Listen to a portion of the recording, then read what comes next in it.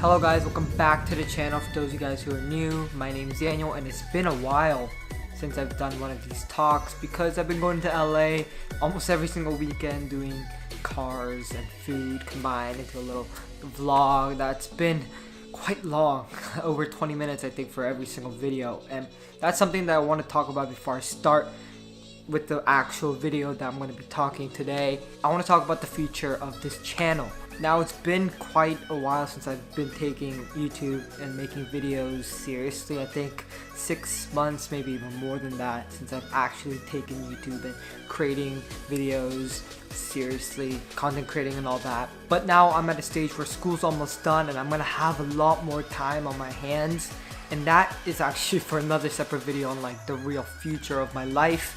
But this is gonna be for YouTube and what I want to do for YouTube in the future. Now I decided over the last week that I want to make more quality videos than quantity. So instead of producing several videos a week, I want to produce one, maybe 2 videos a week on a higher quality level and not something that is very repetitive. Because I think my videos have been getting a little more repetitive over the last couple of months with me just going out and filming whatever I'm doing that day, which is fine and which I enjoy, and you guys leave very nice comments about food and all related stuff that I really enjoy.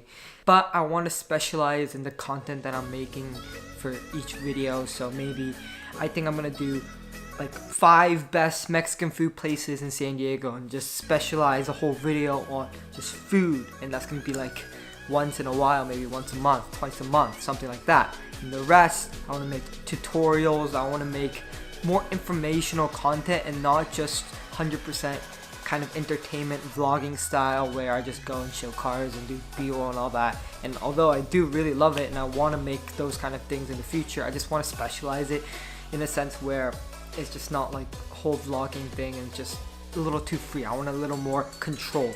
So I hope you guys understand where I'm coming from and my thoughts on the future. You guys will probably see higher quality videos but less videos, so I hope you guys understand that.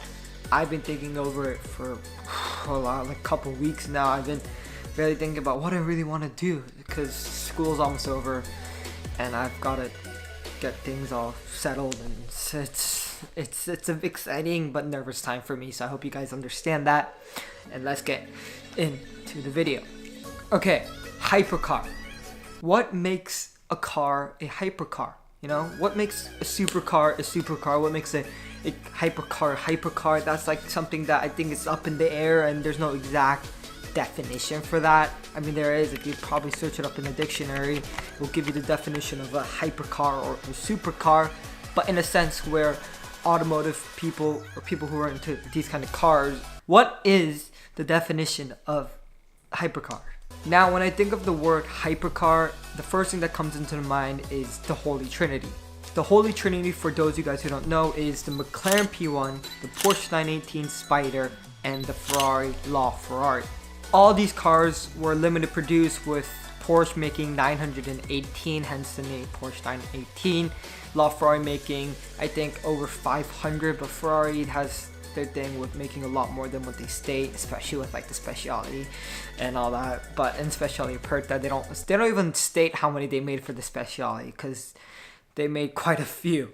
And McLaren making 375 P1s. The reason why I think of these 3 cars as the hypercars and the first sort of hypercar is because they relatively had a close horsepower number to 1,000, but with Porsche being closer to 900. And they all had a hybrid system, so it really made it a more futuristic sense why they chose the name hypercar. Hyper seems little, well, hyper is like really fast, but also some kind of futuristic technology with the hybrid system integrated with their regular petrol engine. But before that, we had cars that had more horsepower. So if we're talking about horsepowers, there were cars that had more horsepower than the Holy Trinity. When Bugatti came out with the Veyron and the Veyron Supersport, I think that's the car that I even knew. I wasn't even into cars that back then, but I knew that like that was the car, that was the fastest car back then. 1,000 horsepower for the regular 16.4 and 1,200 for the Super Sport was just crazy back then.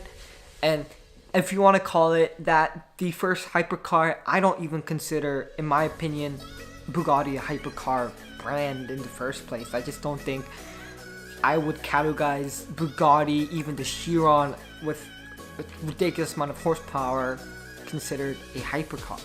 So I don't know. I think that's all a personal opinion. It's just a big debate that's like side on the background of all these things. When someone brings up a hypercar, there's these little small debates with different people who think, what's a hypercar? This is not a hypercar. Bugatti Chiron should be considered hypercar. And then another person says, it's not sure. Bugatti Chiron's not a hypercar. Hypercar is a P1, or hypercar is a Koenigsegg. And that's what I want to talk about next, because when I think of hypercar now, what I think is the pinnacle of the hypercar is definitely the brand Koenigsegg and what they're releasing over the last couple of years, what they're releasing right now.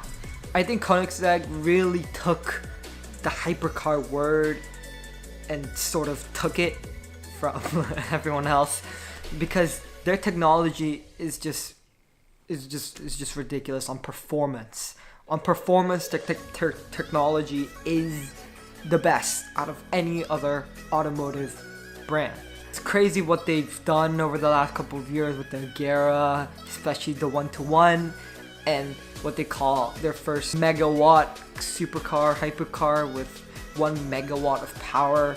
That's what they really did, and I think that's just symbolizes the word hypercar, the 1-to-1, the Koenigsegg 1-to-1. I still haven't seen one yet, but I really want to see one. And that car is just absolutely amazing. It's a favorite car for a lot of supercar, hypercar enthusiasts, and there's a good reason why. But the Koenigsegg 1-to-1 was produced 2014, 2015, which is 4 or 5 years before. So that was actually pretty far back. So what they're making right now with the Jesko and all that, we don't know how far they could even take that car. So Koenigsegg is always pushing that limit of just performance. Performance is I think what defines the hypercar. I think performance should be the definition of a hypercar, and Koenigsegg is definitely doing that. Now I am missing a brand name that you guys are probably really wanting me to say, and that's Pagani, because this is also my opinion. I wouldn't categorize Pagani as a hypercar. I would consider it as a supercar, but not a hypercar. And although if you're talking about power, they have lots of power, you know, the Huayra 800 horsepower and stuff, and the Zonda, Pagani did really try to focus on performance and track base with the Zonda R Revolution and all those track focused cars, but I still wouldn't call it a hypercar. I love Pagani, so I have nothing against Pagani. I'm not really bashing them just because I'm not categorizing their brand as a hypercar brand, and that's because I consider them more as an art, a brand that really focuses on like every single detail with all the exterior and all the interior parts of it. I would consider it more as an art brand. So not a brand that is 100% based on performance. I don't know when they built their Zondas if they went for performance. I'm pretty sure they did, but now with the Huayra, and I just don't consider it a hypercar because they're more focused on, I think, just the looks and the carbon fiber and all that kind of art-based material and stuff focused. From the people who driven the Zondas and the Huayras, they say they drive very well and it's a very good driving car, and I'm not really taking away from that, but I think Pagani is now really known for their looks, their presence, the attention to detail they put on each car. That's why I think Pagani, in my opinion, is not considered a hypercar. It shouldn't be considered a hypercar. It should be considered something on its own separate category. So let me know your thoughts down in the comment section below on whether Pagani should be considered a hypercar or not, and if you agree with me that Koenigsegg is the brand currently that's holding that title for the word hypercar. Okay, very briefly, I want to talk about the future hypercar models. Now with the 2019 Geneva Motor Show that just finished a couple weeks ago, we have several brands and automotive brands that are coming out with these ridiculously fast cars, with the Pininfarina coming out with the 1,900 brake horsepower fully electric car, which is just insane. And Aston Martin, of course, I think the brand that took over the 2019 Geneva Motor Show this year, coming out with several models, the AMRB003, but those are all sort of concept cars. Well, they're not concept cars, they're building them, but we don't know how they really perform yet. So the Pininfarina and then the Aston Martin future cars, we don't know how they perform because they haven't really tested that yet. So we'll know that sooner or later, and then I'm pretty sure I would consider Aston Martin cars a Hypercar and the Pininfarina car and Hypercar. So those are the future models. I hope you guys enjoyed this video. Let me know. I wanna have a good discussion in the YouTube comments on what you guys think on Hypercar. What's a Hypercar? What's not a Hypercar?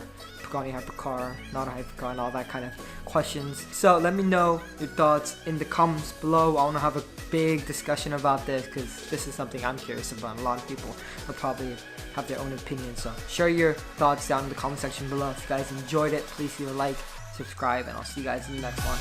Peace.